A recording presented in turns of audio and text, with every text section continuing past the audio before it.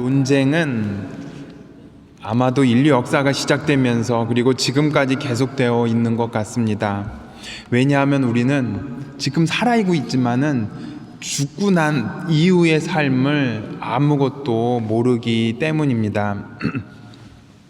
하지만 우리 그리스도 신자들은 부활에 대한 믿음은 무엇보다도 확고하고 확실하게 지켜야 할 신앙의 기본으로 알고 있습니다. 그럼에도 불구하고 지금까지 부활에 대한 믿음이 확고하지 않았던 이유가 무엇일까 한번 오늘 이 미사를 통해서 반성해 보는 시간을 가지면 좋을 것 같습니다. 오늘 제1독서인 마카베오기 학원의 말씀에서 7 형제와 어머니는 하느님을 증거하면서 이런 말을 합니다. 이 사악한 인간, 당신은 우리를 이승에서 몰아내지만 온 세상의 임금님께서는 당신의 법을 위하여 죽은 우리를 일으키시어 영원한 생명을 누리게 하실 것이요 라고 말하고 있습니다. 즉 유대인들도 분명히 힘든 상황, 참을 수 없는 고문과 죽음의 고통 앞에서는 분명히 부활을 증언합니다. 그러면서 유다인들도 부활을 믿는 이들이 있지만 유독 오늘 복음에서 사두가이파 몇몇 사람들은 부활이 있지 않다라고 이야기하고 있습니다. 왜 그들은 부활을 믿지 못했을까라고 생각해 봅니다. 이러한 믿음의 자세가 몇몇 사두가이파 사람들만 욕할 것이 아니라 지금의 시대를 살아가는 우리들에게도 똑같은 교훈이 오지 않나라는 생각을 해보게 됩니다. 이 교훈을 찾기 위해서 저는 이야기 하나를 말씀드리고 싶습니다. 한국 전쟁에서 어느 미군이 서로 이렇게 이야기를 하면서 이런 질문을 했다고 합니다. 지금 내가 하느님이라면은 너는 나한테 무엇을 정말로 원하면서 소원을 이렇게 빌고 싶냐라고 물어보니까는 동료 미군은 한참을 생각하다가 이런 말을 했다고 합니다. 나는 단지 내일이 나에게 왔으면 좋겠다라고 이렇게 이야기를 합니다. 아주 간단한 대화이지만 여기에 많은 의미를 담고 있는 것 같습니다. 전쟁에서 이야기를 나눈 그 미군들과 마카베오기에서 부활을 증언한 형제들과 어머니를 묵상하면서 저는 부활은 정말로 간절할 때 확실한 믿음이 생기는 것이다 라는 것을 좀 깨닫게 되었습니다. 우리는 하느님은 어디에나 계시다고 믿고 있습니다. 그리고 하느님께서 영원한 생명을 주신다는 것도 믿고 있습니다.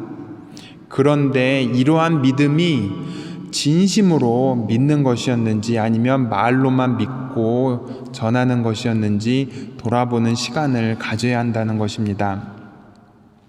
한국 전쟁에서 언제 죽을지 모르는 미군 병사에게는 하루하루가 소중한 시간이었습니다.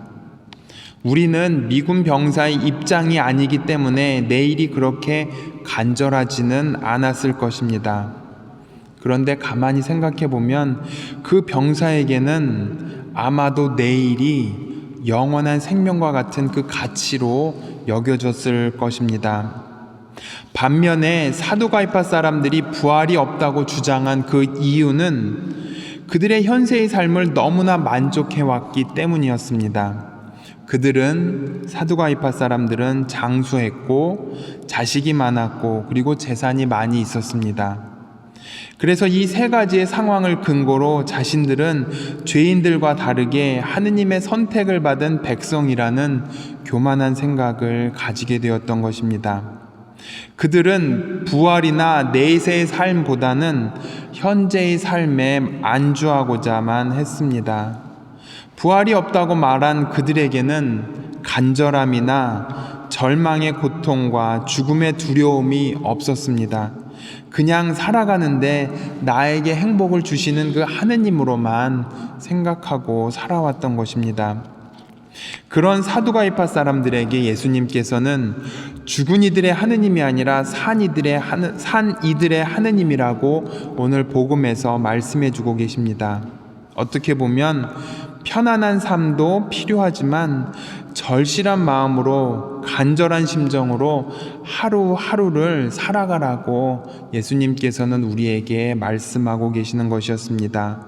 그 말씀은 지금 이 자리에 있는 우리들에게도 하시는 그 교훈의 말씀이었습니다. 살아계신 하느님의 뜻은 바로 이 세상을 창조하시고 이 세상을 구원하시는 하느님이시라는 것을 믿는 것입니다. 하느님께서는 이 세상 창조와 또 이 세상의 구원을 말씀하셨지만 엄밀하게 구분하지는 않으셨습니다.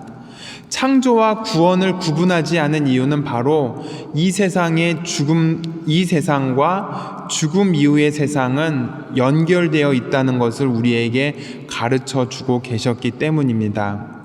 그런데 우리는 죽음 이후의 세상에 대해서 모르기 때문에 이 세상에만 초점을 가지고 살아왔습니다. 그래서 죽음을 회피하고 있었습니다. 고통이나 죽음 같은 것들을 회피하고 싶어 했던 우리들의 그런 마음이 있었던 것입니다. 하지만 이젠 그 죽음이라는 것도 회피하기 이전에 직면해야 할 우리의 숙제라는 것도 잊지 않았으면 좋겠습니다. 사두가이파 사람들이 생각했던 그 내일과 미군 병사가 이야기한 그 내일은 겉으로는 같은 의미의 내일이라는 시간적인 개념일 수도 있겠지만 더 깊은 의미에서 본다면 분명히 차이가 있다는 것을 깨달아야 하겠습니다. 내일은 바로 시간적인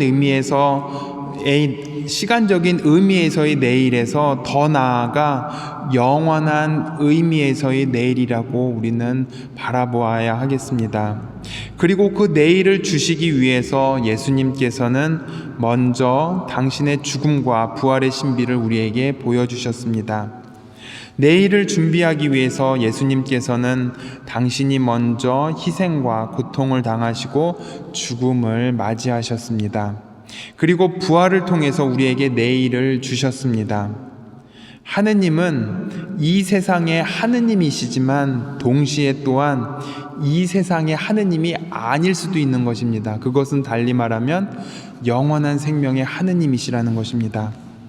그것이 바로 하느님의 참 모습이고 시간과 공간을 넘어서는 하느님이신 것입니다. 부활의 신비는 우리가 정말로 간절할 때 진심으로 우러나온다는 것을 잊지 않았으면 좋겠습니다. 그러기에 하루하루를 간절한 심정으로 소중한 시간으로 귀하게 여기면서 살아가는 우리 신앙인이 되었으면 좋겠습니다. 바로 그때 우리는 이성으로는 다가갈 수 없는 부활의 신비이지만 인간이 되신 하느님께서 우리에게 보여주신 그 삶과 죽음, 부활을 통해서 우리는 이 세상과 또 죽음 이후의 그 세상을 이렇게 체험할 수 있게 되는 것입니다. 이제 우리는 시간적인 의미에서의 내일이 아니라 정말로 예수님께서 주시는 그 내일을 향하면서 살아가는 우리 신앙인이 되었으면 좋겠습니다. 잠시 묵상하겠습니다.